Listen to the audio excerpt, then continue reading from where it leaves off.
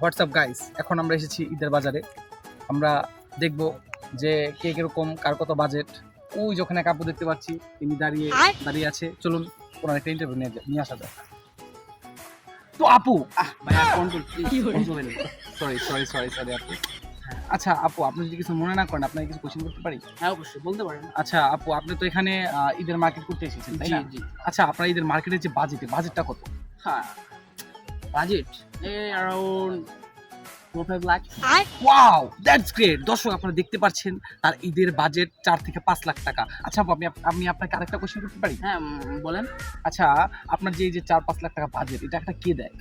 ওহ ভাইয়া, আপনি তো জানেন না, I have a lot of boyfriend. আচ্ছা মনে করেন আমার 10 থেকে 12টার মতো বয়ফ্রেন্ড আছে। আচ্ছা, আরেকটা কোশ্চেন আছে আপনার কাছে, হ্যাঁ। যে এই যে আপনার 10 থেকে 12টা বয়ফ্রেন্ড, তারা কি করে? তার তো বিদেশে থাকে, একদিন থেকে ফ্রান্সে, একদিন থেকে স্পেন। ফ্রান্সের পাশে একই জায়গায়? এই আপনি বেশি বুঝেন না, আপনি বুঝুন গেছিলেন। না না, সো আরেকটা থাকে দুবাই, একটা আর বলবেন।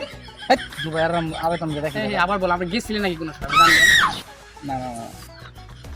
সো গাইস, আমরা জানতে পারলাম আমার পাশের যে আপুটি আছে, তার আয়ের উৎসটি আসলে কোথায়। আমরা দেখতে পাচ্ছি আমাদের পাশে যে একজন আপু যাচ্ছে। আপু আপু আপু আপু জি ভাইয়া, আপনাকে কিছু কোশ্চেন করতে পারি? অবশ্যই। আচ্ছা আপু, আপনি এখানে মার্কেট করতে এসেছেন? না গো, আমার দাঁড়াইছি। আচ্ছা আপু, আপনাকে কিছু কোশ্চেন করি? হ্যাঁ করেন। আচ্ছা, আপনার বাজেট কত? আমার বাজেট 30K।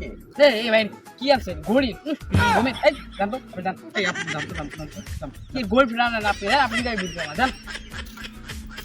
সো গাইস, এখানে আমাদের মানে ইন্টারভিউ শেষ। আমরা দেখতে পাচ্ছি ওখানে কিছু মানে ভাইয়ারা রয়েছে। আমরা এখন ভাইয়াদের কাছে কিছু তাদের বাজেট সময় জানার চেষ্টা করব।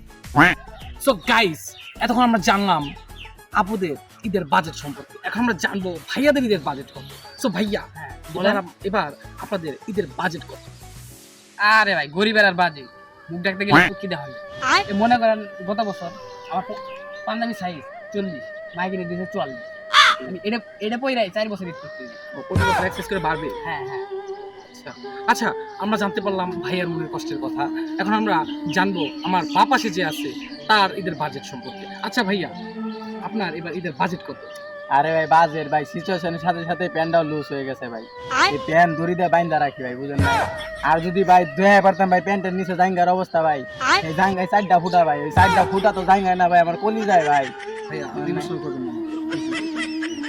তো আমরা এখন জানতে পারলাম যে আসলে ছেলেদের আর মেয়েদের বাজেট কতটা ভিন্ন।